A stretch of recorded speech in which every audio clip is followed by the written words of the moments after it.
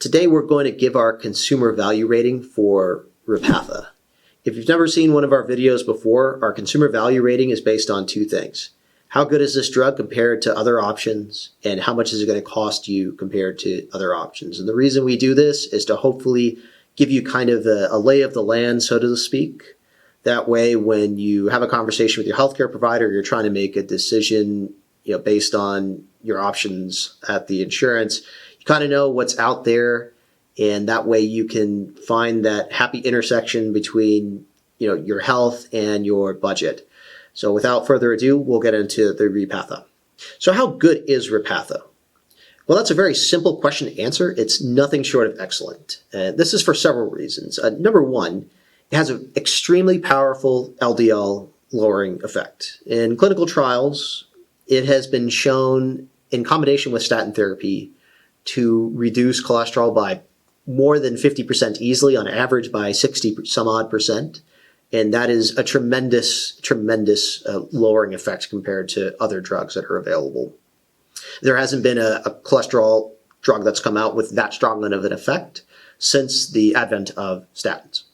So that's one of the benefits. The second is that it has a very different side effect profile compared to the other drugs, and in particular the statins. So Repatha is a monoclonal antibody, and I know it doesn't mean a lot to a lot of people, but just to summarize it very briefly, it's a very large molecule, and monoclonal antibodies are extremely targeted, meaning that if it's designed to hit one button, it doesn't smash a bunch of other buttons along the way, because it's so big, it's hard.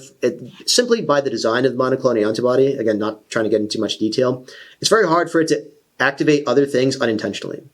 Unlike something like a statin, where it's designed to work primarily like the liver and other areas, because it's so small, it goes everywhere else, like into your muscles and other areas that you don't want it to be, and it has its effects. I did make a video about muscle symptoms of statins versus Repatha on my other channel, so I'll link it below if you want to check that out, but that's basically as far as I'm going to go into it. There are other drugs as well. Some of the drugs like Zetia or ezetimibe don't really have that many side effects, but some of the other ones do, like niacin causes flushing and other issues.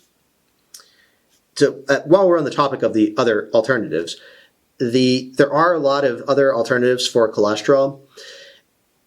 However, they're generally not used that often for a couple of different reasons. And number one, the cholesterol lowering effect of these alternatives, whether they be ezetimibe, Zetia, Welchol, niacin, Tricort, and other drugs, they're like some sequestrants and other things that work. The issue with those alternatives is that they generally don't have that strong of a cholesterol lowering effect. So ezetimibe or Zetia probably has the strongest of the bunch, and it has like a maximum effect of around 20%, but an average effect of, somewhere in the teens, basically, which isn't all that much for a lot of people. If someone's cholesterol is at 100, they need to get it below 70. It's not going to get them there. So the good thing about Zetia is that it typically has very few side effects. The other drugs typically have more side effects, and on top of that, they don't really have that strong of an LDL lowering effect, which is why they're just not used that often. So there's that. There's one more good piece of information as well, in that, so these drugs lower cholesterol, and really the outcome that you're looking for with reducing cholesterol is to have fewer heart attacks, strokes, and what are known as cardiovascular events. That's what the medical community basically calls it. And basically, to simplify it, that means just bad things that happen to you when you have buildup due to high cholesterol. It could be a stroke, it can be a heart attack, you could need to get a stent or a bypass surgery. You can get angina, you can get peripheral vascular disease, which is like a hardening or narrowing of your arteries to other areas like your kidneys, and other parts of your body. And they did a trial with Repatha. So aside from it being able to lower cholesterol, what they did was they showed that using this drug in high-risk people, that it was able to reduce the rate of adverse events like that happening, strokes, heart attacks, things of that nature. So, yeah, and that's great because there are a lot of drugs that theoretically work. We know that theoretically, if you do this, this marker, if it comes down, that's probably good. But it may have not been proven that that is giving the desired outcome. So it's very reassuring to know that this drug has proven to result in the desired outcome. So that's great.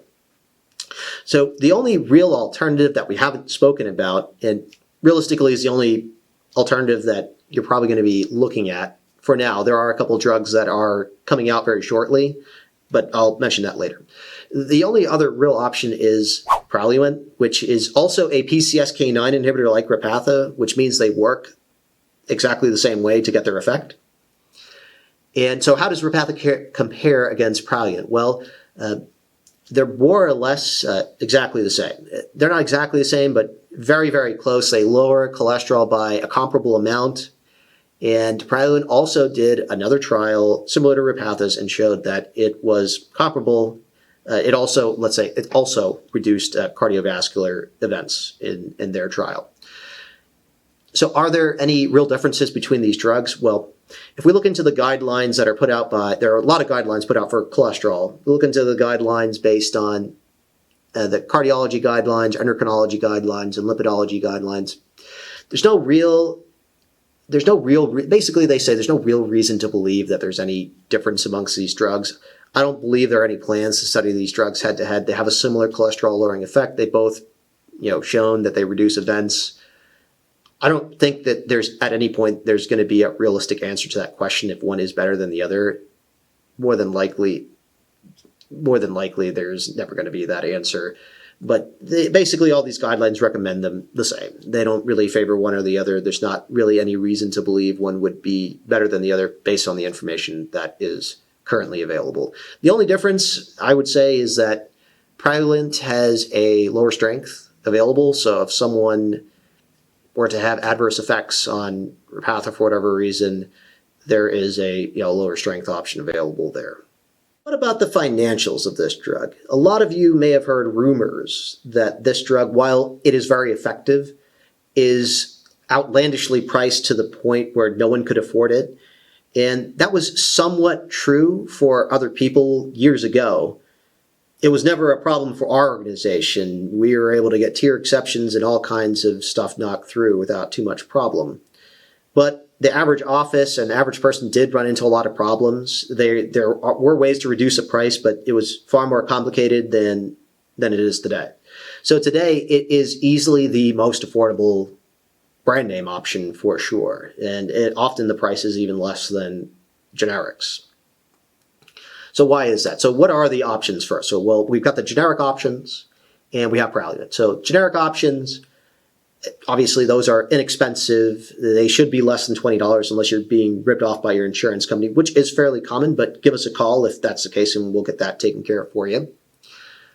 But of course you have to balance the inexpensiveness of those drugs with the efficacy of it. So that, if you're watching this video, probably those would not be enough for you, but you can take multiple amounts of those generics. For whatever reason, if this drug is not for you or it's not affordable, you could take several of the other generic alternatives and they shouldn't be too expensive. So that's that out of the way. So what about Praluent? So they are similarly priced, list price wise, but Repatha is far more affordable, hands down. Not only is it more affordable, it's way easier to deal with. They used to be pretty close, but here's the issue. Essentially, Praluent, the makers of Praluent, which are Regeneron and Sanofi, they've essentially completely divested from this drug. They had a large sales force for the drug and essentially axed the entire thing earlier this year to where they had hundreds of representatives. Now they may have like 10 for the whole country. So essentially what their strategy is just to give it away to insurance companies and then collect from you. And they just don't have many other resources to help people get the drug covered or to help people who might have high copays. So there are just fewer resources because they just divested from the drug. But on top of that, the resources that they do have are incredibly annoying to deal with. And So I'll give you an example. So if you need assistance, you have to go, rather than having like a form to complete, which most doctors will do, have this annoying website that you have to log into. And the problem is most doctors just don't want to do that because every pharmaceutical company has a website and there are a million pharmaceutical companies just calling you all the time for their stuff. And just no one wants to do that, but they basically force you to do that. And if people aren't willing to do it, then you're not going to get the help, or very, very, late. Their thresholds for getting help are a lot lower than Repatha's as well. And it's just more difficult to deal with. They just look for any excuse to say no. And that you just don't have that experience with Repatha. If you need help, they have a lot of resources, and the resources are very easy to use. And it's just a far more pleasant experience to deal with, to the point where I don't know, if you had the choice, I don't know why you'd pick the other one. So there's that. But going back to as far as just investing in the drug, the company itself investing in the drug. So going back to the price, originally these drugs were priced at a little over $1,000 a month, anywhere between $1,100 to $1,300 a month. That was the list price. And a lot of people, unless you had a very high skill level in getting stuff like tier exceptions done, which were very complicated to get down to a tier dedicated to generics, which is possible to do. It's just difficult. A lot of people were just not able to afford the deductible, or they got in the coverage gap very fast and were not able to eliminate that coverage gap, which we were. So what Amgen decided to do, which is the makers of Repatha, they decided to lower the list price of the drug. So they cut the price by 60%. And now it's just far more affordable people to go into the coverage gap as quickly. And that's what they did. Praluent did something similar. So what they did is they didn't lower their list price. They gave a bigger kickback to the insurance company so that they would cover their drug. But after Amgen lowered their list price, they then lowered their list price. So it's very reactionary. And why this is significant is I've been around in this industry for a long time, and I have never seen a company cut a list price like that, because they're under tremendous pressure from the insurance companies to keep the price high. They don't want to lower the price. And there's a lot of you have probably experienced, and if you have experience, comment this below. But after they cut that list price, it took like a year or 2 years for some insurance companies to start acting right. Like Express Scripts, for example, even after they cut the list price, they tried to block people from getting it. They just put an NDC block on it and said, you have to try and fail the more expensive one before we'll give you the less expensive one, which is a complete joke. So there's that. And then even after they did that, they would still try to force everyone to get the more expensive one and pretend like the less expensive option didn't exist. It was just a tremendous pain. It's, they're just, so you had a lot of whack jobs like that out there that would just make it very difficult. And that's part of the reason, part of the perception is why this drug is very difficult to deal with, although it's not these days. So basically what the company of Repatha had to do is they had to completely eliminate, they just ban the manufacture of that more expensive one. So places like Express Scripts would stop trying to overcharge people for the drug, essentially. So once that got sorted out and they banned it, then they basically forced them to start doing that. But it's really funny. Then Express Scripts turned around and said, oh, well, we're not going to stock this drug anymore. Remember when they used to make everyone send it there because they said, oh, this is so complicated and so difficult to use that people have to get it from our pharmacy? Well, then as soon as they lowered the list price, then they said, we're never stocking this drug anymore. So it just shows you their true colors. And again, kind of the issues that you and other people would have been running into on this kind of drug. But I'm happy to report that that is not an issue anymore. The financials are very, very affordable. And look, if you've got a high Repatha copay, just contact us at SustainMeds. We'll sort out that issue for you ASAP. Our final rating for this drug is easily a 5 out of 5. It is one of the most effective drugs for reducing cholesterol. It's been badly needed based on the fact that a lot of people can't have statins or are not getting to goal on statins. There's tremendous amount of financial assistance. Honestly, I don't know why you would go with the alternative option based on the difficulty that it is to use and given the amount of resources this company has invested in this drug. They've cut the list price. I honestly can't think of another company that has cut the list price despite tremendous pressure from those whack jobs at places like Express Scripts. So, overall, tremendous benefit, great side effect profile as far as an option. Of course, some people might have side effects, but a very different option based on what's currently available. And, it's likely, based on the company's stance, it's likely to continue for a long time. It looks like they are investing more in the drug. Hopefully we'll see some more clinical trials. Maybe we'll be able to help more people with the drug who are, let's say, maybe have diabetes or for primary prevention or some other things. So, and again, it's the type of drug too that really helps improve people's lives early. A lot of these drugs that come out, they help you way later on when the damage is already done. This kind of drug, it's proven to help people early. And this is, these kinds of issues are one of the driving factors in, people losing productivity over the course of their life. Getting these cardiovascular events early, having something that can help prevent that is an awesome tool to have.